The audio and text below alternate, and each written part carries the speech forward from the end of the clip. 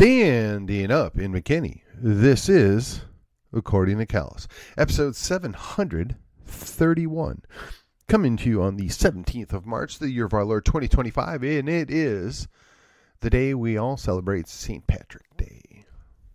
Or St. Patrick's, actually, would be the better way to do it. Well, you know, what is St. Patrick known for?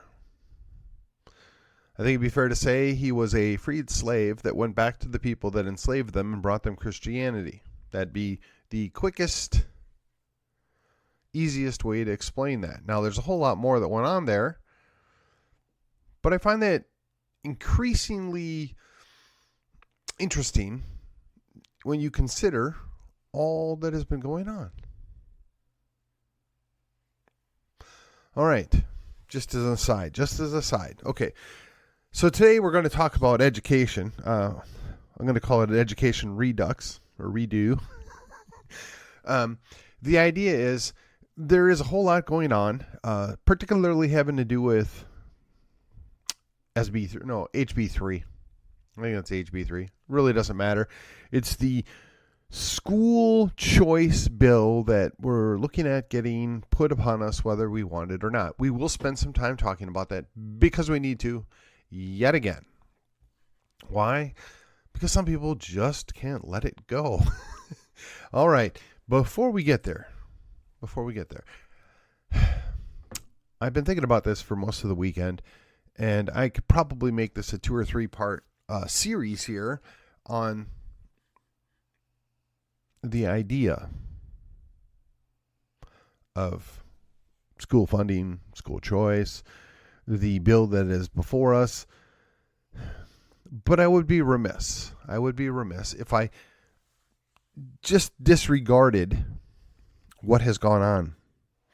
So we had 15th of March, which is the Ides of March, for those of you that don't know or don't care. That's fine. You know, that's where they killed Caesar. They got a guy that was a little too ambitious. And that's, how they dealt with it. Not suggesting that that's appropriate or something that's going to happen again, but just that's where it comes from. Then you have the situation where the 16th. Now, there is a guy, doggone it, I saw a number of memes about this over the long weekend. It wasn't long, but, who took care of the child predator. Now, whether or not we think that was the appropriate way to deal with it, that's another story. But I can't help but think to myself, when you can't get justice, what are you going to do when you're driven to get in it yourself? Gary Plauche, or Plauch, whatever. Gary guy. So the idea is he didn't get justice. Not really. He took matters into his own hands, which, I'm obligated to say is not appropriate. You shouldn't do that. But what I found particularly interesting is the police were very close by, and he didn't threaten any of them, but they were real quick to arrest him for taking care of business. Now, if I remember correctly, they essentially slapped him on the wrist and let him go. And I imagine there was more than one person behind the scenes saying, "Good job, thanks for taking care of business." I'm really uncomfortable with that, but I got to say, it's not to be unexpected. When you don't allow when you don't allow justice to occur, when you don't give people a process to obtain justice, they feel forced. And that's not a good situation. And then, of course, we've got the 17th, which is St. Patrick's Day, where, again, we're celebrating a guy that went back to Ireland and brought Christianity with them. Now, if you were to go to modern Ireland today, they seem less concerned about Christianity than destroying their own country, but that's a different story. And unfortunately, it's a common thing. It's a very common thing in Europe right now. The European leaders want to destroy their own countries. They don't want France to be French anymore. They don't want Germany to be German anymore. In fact, they're trying to convince Romania to not be Romanian anymore, or Hungary to be Hungarian anymore. I mean, the the Baltic states are a mess, but none is worse, at least in my opinion, than what England has done to itself. And when you ask yourself, well, Callis, what does this have to do about education? Well, there is a tie-in. There is a direct tie-in, and we'll get there. It is sad that the Western civilization, the Western European culture, Christianity itself, has been sacrificed to multiculturalism. It has been sacrificed to guilty consciences of those people that benefited the most. I mean, if you were to reach out to the average English, Welsh, Scottish, or Irishman of the last 50 years or 50 years back, they would be the first to tell you that they didn't really benefit from all the empire and the wars. And they didn't appreciate having their country given away from under their feet. The same thing is going on to a lesser extent in these United States. And we, the Americans, we, the Texans, we're not big fans of this either. Okay, so here's the tie-in. Here is the tie-in. The bill, the much vaunted school choice bill that is, being proposed and being forwarded by our elected officials here in Texas. I don't think it actually will do what they say it's going to do. I'm not certain that it is what's best. I'm taken aside by the idea that there are a lot of people that I would say are on the right side with me that are adamantly opposed to this for a number of different reasons, right? And then there are those who are on the left that are absolutely freaking out that it's Armageddon. It's Armageddon if they get this passed through. So let's just take a pause. Let's take a step back and let's consider what's at play here. Okay? Give me just a moment here and we'll engage. We will try and make sense of all of this. Okay, so here we go. HB 3.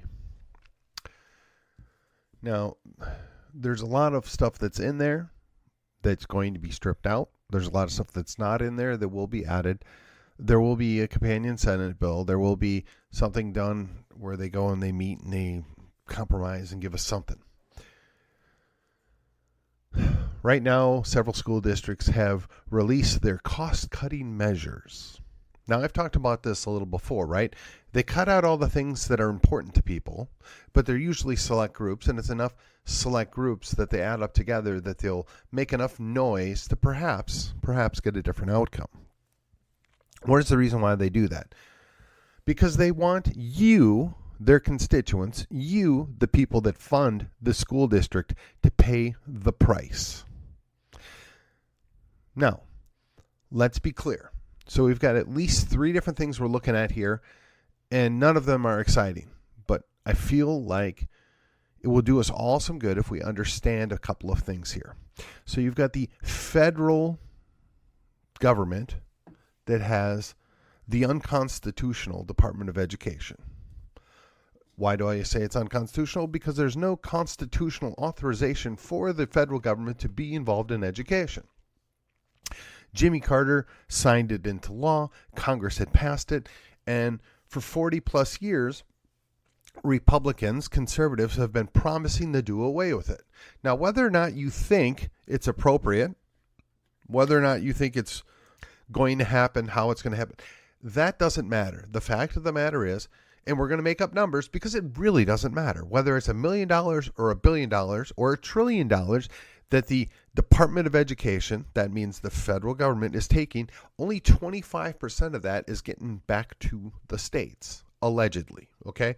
We don't know the actual numbers because, quite frankly, they don't make that stuff available to us. And if you don't like Doge or you don't trust Doge and they come up with the number 25%, I can see a lot of people, they're going to want to dismiss that and dispute it. All I'll say is anything less than 80% is a failure. If you've got more than 20% overhead on a pre-existing situation, at this point, there's no real function. It's costing you more than you're getting in benefit. See, one of the things that I've talked about in the past is when you have an ISD, an independent school district, and they have to agree to do certain things in order to get funds from the government, there's a cost involved with meeting those requirements.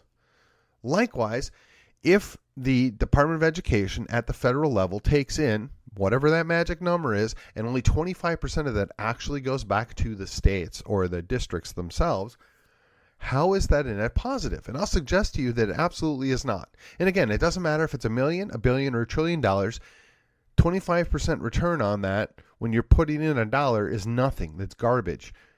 That's not helping anybody. So again, claiming and crying that you're not getting money from the feds when you are only getting 25 cents out of the dollar that they took from us in the first place, if that's all that important to your budget, I'm going to suggest that you're not budgeting correctly for the school district.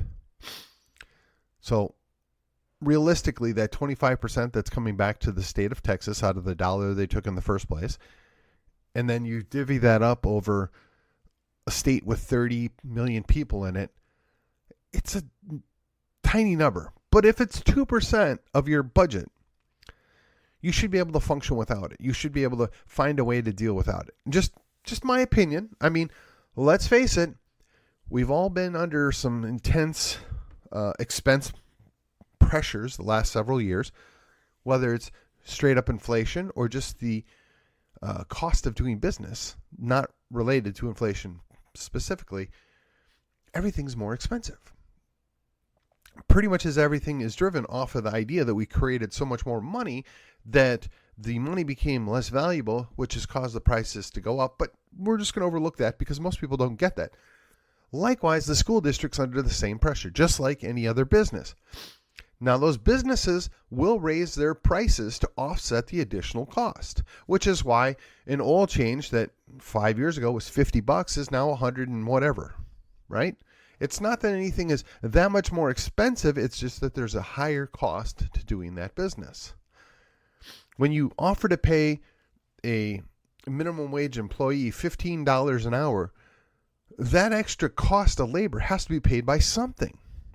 When you add a bunch of teachers' aides, which are much cheaper, presumably, than hiring another teacher, that's still an added cost. But when you hire an assistant superintendent for several $100,000, that's even higher cost. How many teachers' aides can you hire at $20,000 a year versus $200,000 a year for an assistant superintendent? I'll let you do the math. It should be about 10. Now, that's not factoring in any of their benefits or whatever else, but most of them are part-time, so they don't get those benefits. But I'll tell you what, that assistant superintendent does. So, yes, now let's look at the state part of this scenario, right? Because we've talked a lot about the feds, and generally we like to ignore the feds. It would be best if they would just go away in many instances. They just, monitor that international commerce and maintain national defense, and the feds can just stay out of everything else. That would be an ideal world. We don't live in that, but we're setting that aside. Now we go to the state. So the state of Texas, primarily under the Robin Hood mandate, right? Which, to be clear, is nothing more than a wealth redistribution program that was passed before George W. Bush was governor, right? So that's Ann Richards. And at that point, I want to say the Democrats might have controlled one of the houses. I'd have to go back and look. At this point, it really doesn't matter because it would have never passed if Ann Richards didn't want it. Now, whether you love it or hate it, it went through 2 terms, or at least a term and a half of George W. Bush, 3.5 terms of Governor Goodhair, Rick Perry, and now at least 3 terms of the current governor. So if I live in Collin County, I've got an extra tax on me because they're going to take some of the money from the district that I live in and send it somewhere else. Now, you can say that there's a plausible reason for this. You can see there's a reasonable explanation for this. You can even say we prefer this because it brings up those other local districts that are not rich. I'll disagree humbly, but cede you for the purpose of argument that maybe there's something to be added to that, right?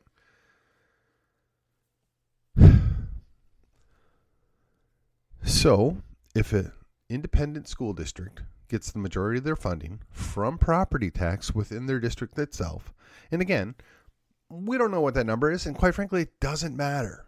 Anywhere across the state of Texas, you're going to get X amount of money, or you need to get X amount of money. You can do that either through the tax rate or the appraisals. In other words, you adjust your rate based upon the appraisals. So if the appraisals are going up 10% every year, but you only need a 5% increase in your money, you can actually maintain the rate or drop it slightly. Now, that never really happens because we, the taxpayers, never pay less money. But the school district keeps getting more money. Now, the problem is the state comes in and skims off the top, right? It's like Uncle Guido shows up and says, he's got to pay for protection. And we give him that money. And we might get some of it back from the state, we might not. So there's the quote-unquote state matching funds. Well, again, ask yourself, where does the state get the money from in the first place? They either took it from the localities or they took it from some kind of statewide tax. Now, perhaps it comes from the alcohol and tobacco. Perhaps it comes from the gambling, which right now in the state of Texas, we have a lottery, which apparently was supposed to solve all of our funding problems for education, but mysteriously has not really done that. Now, it could be a number of different things, i.e. it didn't make the amount of money they said it was going to make, or they could just be skimming off the top and putting it into other things, or they lied, or some combination thereof. So I'm not really buying the idea that if we let destination casino resorts come in here, they're going to fund education off of that. I'm not really buying that that's going to be the outcome. Whether or not I think gambling expansion in Texas is a good thing or not, don't sell me that because I know it's garbage. We saw it with the lottery. We saw it with dog racing back in Wisconsin. It never turns out to be what they said it's going to be. Now, I realize there's a whole bunch of leftists, progressives, whatever you want to call it, that are bent out of shape because they see their government schools as their little indoctrination factories to create little mini-me's, right? Plus the fact that a good number of these people are retired or soon to be retired, and that is the funding for their retirement plan. Now, I am a big fan of maintaining commitments and paying people what they're worth or what they were promised.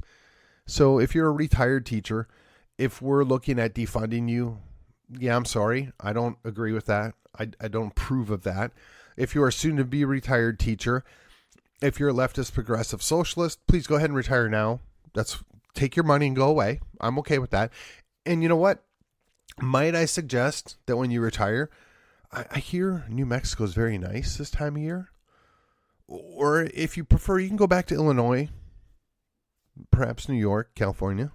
They're nice too. Take your little leftist progressive families with you. I'm okay with that. Now, if you're a rock rib, quote unquote normal person that just happens to teach, no offense is meant. Please don't take any. I know, particularly in the state of Texas, there's a lot of what I would call normies that happen to be teachers. You're forced to go along because you want to keep your job, you want to keep your administration happy, and you just keep your mouth shut. Unfortunately, you're just singing louder. If you don't know what that means, I mean, you can go read Letters to the American Church or a Letter to the American Church. It might enlighten you. But what we're dealing with here is, again, it's a racket. So we've talked about the state, right? So the state's either skimming money off the top, redistributing the money, or putting a bunch of extra requirements on, much like the federal government is, that cost you an enormous amount of money to comply with the requirements in order to get the money in the first place. And then there's one thing here that I want to make sure that I don't forget. They only allocate those funds based upon the butts in seats, which is why truancy is still an issue for the school districts, because if there's no butts in seats, they don't get their money. So they become less concerned about whether or not the students are there learning, whether or not the students are actually mastering the subject, only that they have the butts in seats and pass their tests. Now you can say this is fair or unfair. You can say there's more to it here. You can say that you're glossing over a lot of things, and that would all be true. It is a gross generalization. I had never claimed as anything other than that. But what we're also dealing with is we are incentivizing school districts to only worry about the numbers game, i.e. we have X amount of students that are attending classes. They must be present for so many days or we don't get our money. We don't really care if they learn or graduate because that's not where the money determination is based on. It's whether or not they're there. Likewise, the parents got upset years ago and said, hey, little Johnny's graduating. He's at a 7th grade reading level and he's a senior in high school. How can this be? We must be doing something wrong. We need to prove out that they're actually getting the education. So the state says, well, you know what? We can have some tests. And if they don't pass the test, they don't get to move up to the next grade. And if they don't have a certain percentage of people that pass that test, we're going to affect the amount of money that we go ahead and give to the ISD.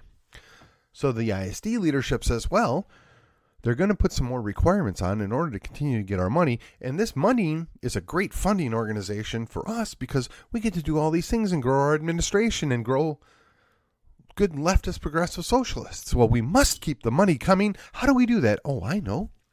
Let's spend 2 to 3 weeks before the test making sure that we focus on teaching little Johnny and little Mary how exactly to pass the test so that we can still keep getting that sweet, sweet government money, which, mind you, is tax money. And what is tax money? That's right. Money that the government has come to you and told you you must pay, and they're doing it under the threat of violence. Because what happens if you don't pay? Oh, that's right. They come arrest you, or they take your stuff. Maybe they break your stuff and take it and arrest you. Now you can say that's the cost of living in a civil society, and I'll acknowledge that is an argument. Whether or not I agree with it or not is irrelevant, but that is an argument. But let me tell you, what exactly are you teaching those children that you're putting in those government schools? You're teaching them that sometimes theft is okay. Sometimes theft is appropriate. Is that really what you want the takeaway to be for young, impressionable children? Well, I guess if you're a collectivist, you're happy with that. Yes. All right. So we've talked about the feds. We've talked about the state. We've talked about how the local ISD is dependent upon both the state and the feds for a certain percentage of their monies. Now let's look at the individual ISD. Now, keep in mind, every ISD is its own little special animal. They do their own little special things, but they are dependent for a certain percentage of their budget on both the state and the feds. Now, why we have any federal investment, if you will, or interference is a mystery to me in a state like Texas, why we would want to even pay any iota of deference to the federal government, but we do. Likewise, if you're a school district, in particularly a wealthy area, why would you be dependent upon the state to fund your school district? Inquiry minds want to know. Well, I imagine that's because the state set up the school districts that way, to keep them under control. We're going to take the money first, and then we're going to allocate it back to you. Now, if that sounds familiar, well, that's basically what the federal government does with your tax money in the first place. Yes, state of Texas, if you would like to get this money back sent to you, sent back to you, you must comply with all these various things that we put upon you. So the state learned their lesson. We're going to do the same thing to the school districts. So what does that mean for you as a parent? That means they're going to take quite a bit of money and then they're going to allocate it to the school district. Now, I don't know the actual number. And once again, the actual number isn't really relevant. Because if little Johnny or little Mary is getting, on average, $9,000 allocated for them per school year. So per student, per school year, there's $9,000 set aside. And I would just surmise that you ought to be able to pay for a really good set of teachers with that and maintain the buildings that you already have. Now there's going to be some debt load because you have to build buildings and purchase trucks or buses or other equipment. And then there's all the little things that you want to do as a school district that have sunken costs that you have to pay off. What's called M&O and whatever the other. It really doesn't matter. I mean, you as a voter, you don't care. All you really care about is little Johnny or little Mary learning? Are our children learning? Yes. And how much is it costing me? So, again, going back to the made-up number that is only relevant to prove out a point here. If you're spending $9,000 per year on average per student, why is that not enough money? I mean, most private schools, now, okay, let's be honest. A lot of this has changed in the last 5 years. So these numbers are probably not relevant, but we're just going to use them for an example. Once upon a time, the average private school was able to do their schools and run them with a tuition that was approximately 2/3 of what you were already paying for little Johnny or little Mary in the government school. Now, keep in mind, government schools were always sold as being public schools, free schools, right? Free public schools. They're nothing of the sort. They're taking your money before you get to spend it and allocating it to education, allegedly. Now, I know all these arguments, right? An educated population is a better population. An educated population is a net positive. And all that can be true, but for a few things. What are they getting from their education? What is the return on that education? What are they going to do with the education? It's much the same argument that you would have in going to college, right? If you go to a 4-year college and get a degree in bitterness studies, did you really get a worthwhile return on that investment of time and money? Likewise, if you're going to a government public school, right, where, quote, it doesn't cost you anything, but you're paying an enormous amount of money in taxes, as is the entirety of the district, to educate those children, or indoctrinate more likely, what are we getting for our return? And if you look, and they're going to throw out all the rankings, right? Texas is 45th or 47th in the nation. Okay, maybe that's true. Maybe. But let's consider an apples to apples comparison. If you were to take all the students in an area and adjust for those that were English as a second language, adjust for those that were, quote, new arrivals, I'm going to guess that even though the ranking might not radically change, it'll flatten out. Like what if you ever see these bar graphs and they show this giant change in numbers, but then when you look over at the bar graph rankings, or I'm sorry, just drew a blank. The demarcations, right? So you've got like 85%, 86%, 87%, and they're 2 bars difference. Yeah, so it's 2 percentage points difference. That's nothing. But what if it's like 80, 85, 90? Okay, well now that 2 bars is a 10% difference. So that's definitely more of a change there. But against what? So I would contend to you that there's the old adage, right? Statistics are used to lie. Statistics can be manipulated to tell your audience anything. That's why I always say the numbers don't really matter.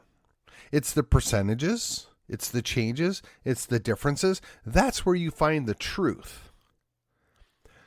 So if we've got 30% of the students that are subpar how? At what percent, or at what percentage below subpar?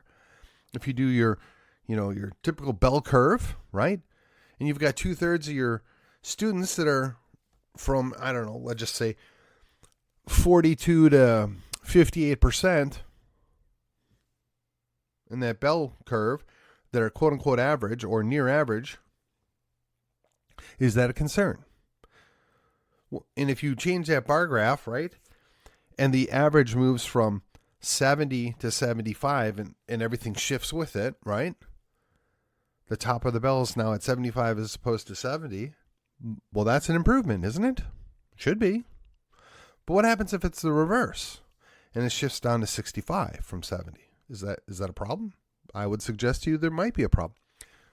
What if we say, on average, we're spending $9,000 per student, but we're only getting a 65%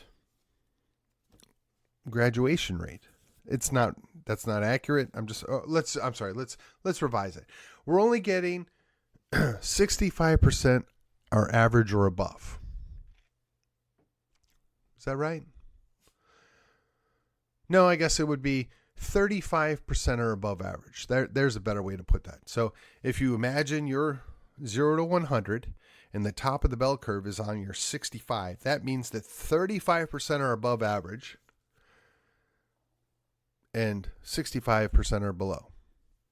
I mean, that's one way to look at it. That's an interpretation, i.e. that 65% is the average passing grade. And then what if they say, well, the neighboring school district only spends $8,000 per student and they have the exact same percentage. Does that mean we're overpaying or that those kids are better? Could be both. But what if they come by and they say, well, we spend $15,000 on average per student and our average is only 70. Well, that's a significant more amount of money they're spending. I mean, ballpark, what is that? $6,000 on top of 9. What is that? 2/3 more? And they're only getting a 5% change? Is that a wise investment? I don't know, maybe. Maybe.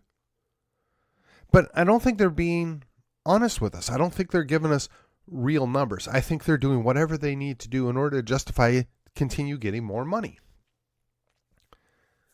Case in point, there's a lot of weeping and gnashing of teeth of the adjustments to the budgets of the local school districts that are going on right now. And they all point to Governor Abbott not giving them their money. Okay? What percentage of their budget is coming from the state? What percentage of their budget's coming from the Fed?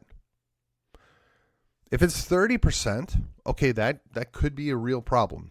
I'll grant you. If you're losing out on less than 10%, well, now I'm not sure that it's a real problem. It's still a problem, mind you, because you've got a 10% shortfall. But if you're looking at an entire district and we're just going to make up a number here because I don't know it, and again, it doesn't matter. We're going to just choose the number 1 million. You're spending $1 million for a school district.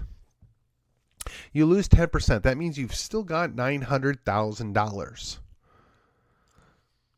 And you've got to cut the budget. And you have a massive amount of employees, but because of the mystery math we're going to use here, we're going to say that all your employees added together, they're only $500,000. So that means everything else gets funded at $400,000, everything else that's involved. But that $500,000, $500,000 is spent just to pay your staff, all your employees. So now you have to choose. Do you eliminate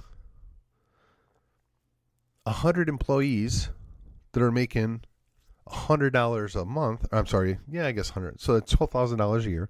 Do you eliminate 100 employees, which would, let's ballpark it at $120,000, right? Again, we're making up numbers here to prove out a point. Or do you let go of 2 people that are getting paid $60,000? It's the same amount of money, and you're getting rid of 2 versus 10. Here's the trick. What are you getting for that money? In other words, if you've got a highly paid individual that brings something to your district that you can't get from anywhere else for any less money, then yeah, maybe you want to keep on paying that person that amount of money. But what if you aren't? What if they're just an administrative person? What if they're just there to lighten the load of the big boss? What if they're there and nobody really knows what they do except get that fat paycheck?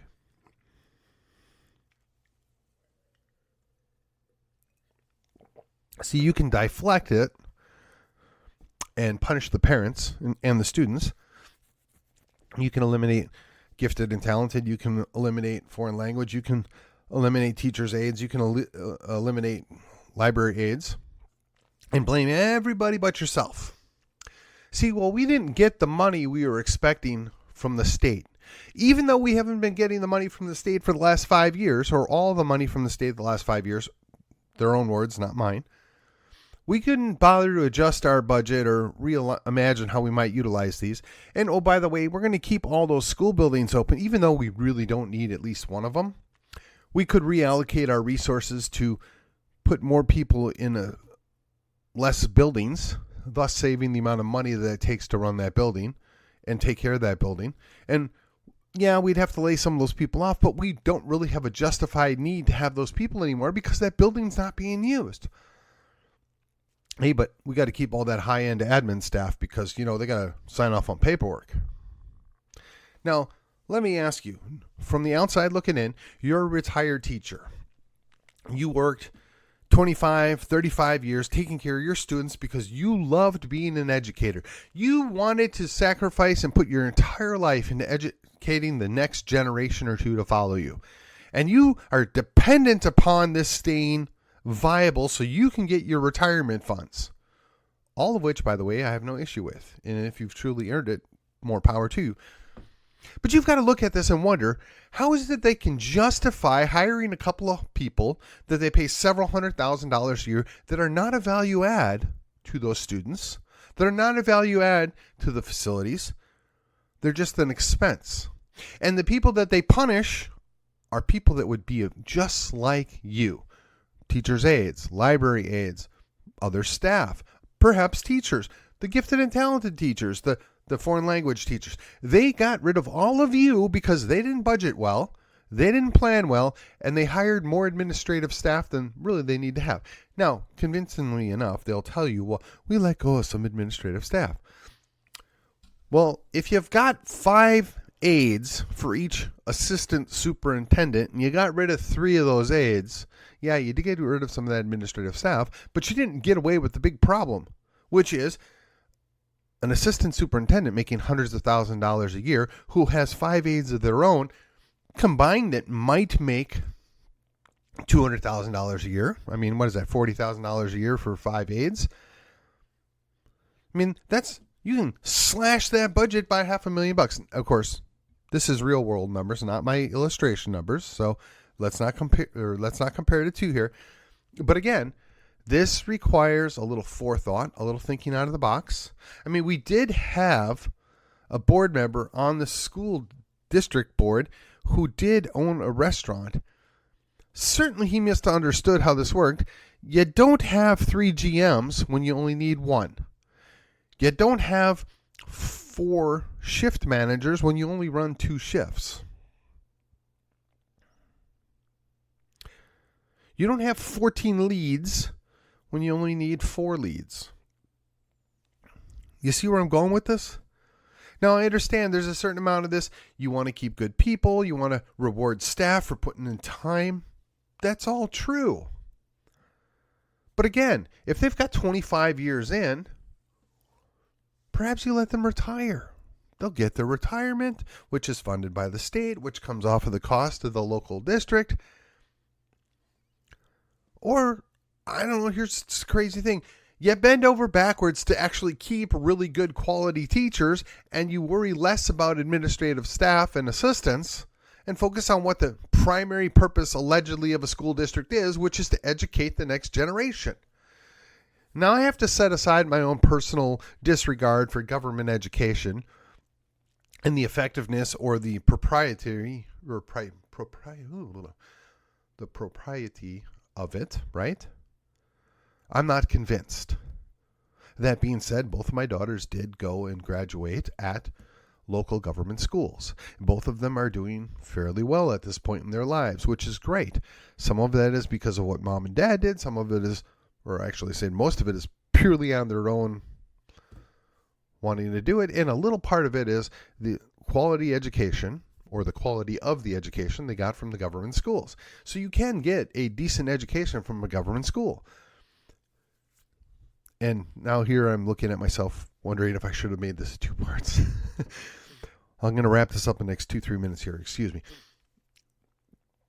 The real problem is, and this is the thing that's really irking people and scaring people, should people that can afford to put their kids in a private school get money back? Should they get a voucher? Well, I'll do you one better. The simplest solution would have been a long, long time ago is you own a house, you don't have any kids in the school district. We're going to give you a discount off your tax. $1,000, $2,000. Who cares? 10% over the top. Again, who cares? If we're going to say everybody in this district pays a certain percentage off of the cost of their property that we determine the value of. So if you own a $400,000 house, which used to be outrageous, but now is not far off of what the average is, and they say we're going to take, 8% of the value of your home as taxes. What's 8% of $400,000? I don't know. Let me think off the top of my head. $32,000? Well, it'd be $40,000 of his 10%. So yeah, let's go.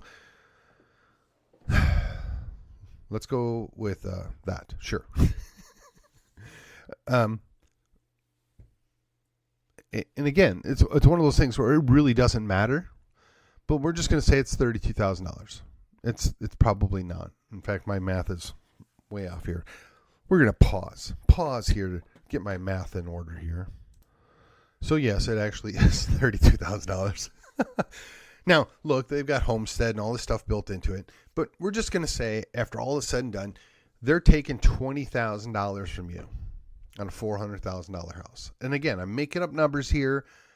Don't anybody get too bent out of shape. It's just for an illustration. Well, Mr. Callis, you live in McKinney ISD. You have a $400,000 house. Your normal tax bill would be $20,000. But because you don't have any children in the school district, it doesn't matter that you don't have children. It doesn't matter that your children are aged out. It doesn't matter that your children are in private school or homeschool. It just doesn't matter. But because you're not actually utilizing the school district, we're going to give you a 10% discount. Now, on $20,000, that's $2,000. But if we did, say, 20% discount, well, now that's $4,000. Now, keep in mind, that school district, i.e. the property tax, they're still getting 80% of what they would get if I had a student in the school district.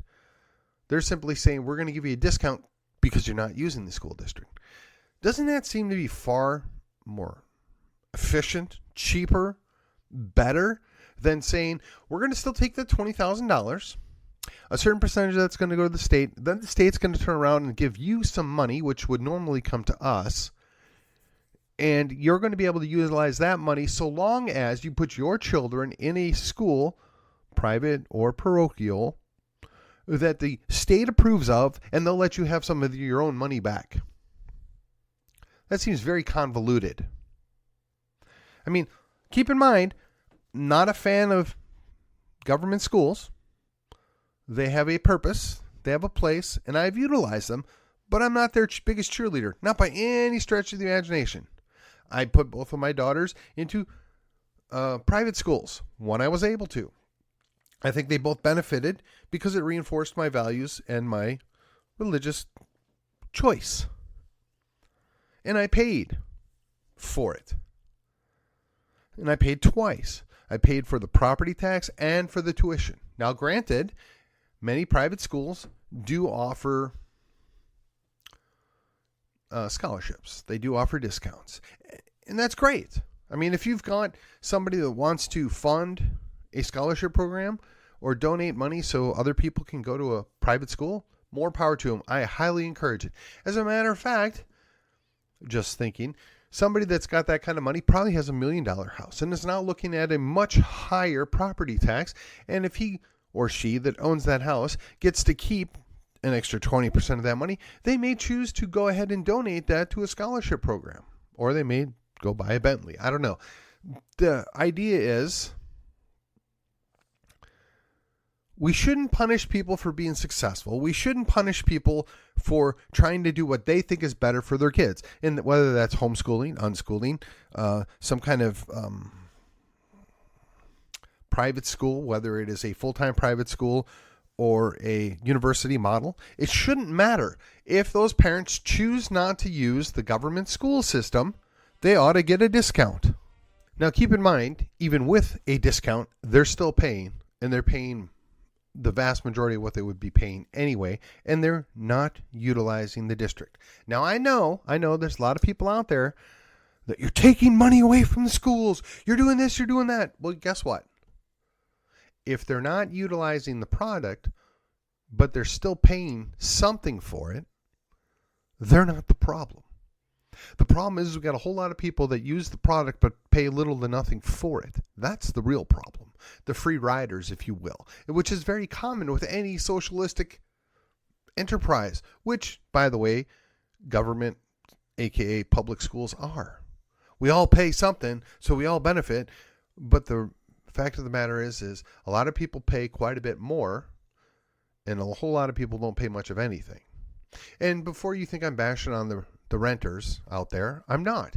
Because part of your rental fee or bill or cost or however you want to preface it is the taxes that the property owner must pay for that property, and that gets passed along in your rent. So those of you that have been renting for the last several years and have noticed that your rent has gone up significantly, some of that is insurance, to be sure, but some of it is just the tax, the property tax that has continued to grow. Property owners don't eat that tax. They pass it on to the people that rent. That's just the way it's always been, and it's the way it's always going to be. And with that, I'm going to cut it off. I know I could go longer, but I'm already at almost double the normal length, and I don't want to do anything more to you. With that, I will see you on the other side. Wanted. Young men to rebuild Western civilization. Must be unafraid of pain, blisters, intellectual rigor, and a lifetime of long shifts with swords and shovels, digging ditches, repelling invaders, and reading stacks of books taller than their fathers. Must be impervious to manipulative women of all sorts, giggling virgins, cyber skanks, and even full cauldrons of Karens or hand-wringing clergy, but always seeking to hear and heed the words of Lady Wisdom. Immune to the leadership of hypocrites and LARPing online masculinitats, unaffected by abusive authorities, petty professors, and all brokers of official respectability, willing to hoist the Jolly Roger and Johnny Cash's favorite finger whenever faced with idolatry. Long-suffering joy and determination required. Must be willing to dwell among the tombs and graves of the long dead, seeking truths that cannot die. Exhaustion guaranteed. Conflict guaranteed. Mortality guaranteed. New St. Andrews College. Liberal arts for the undaunted.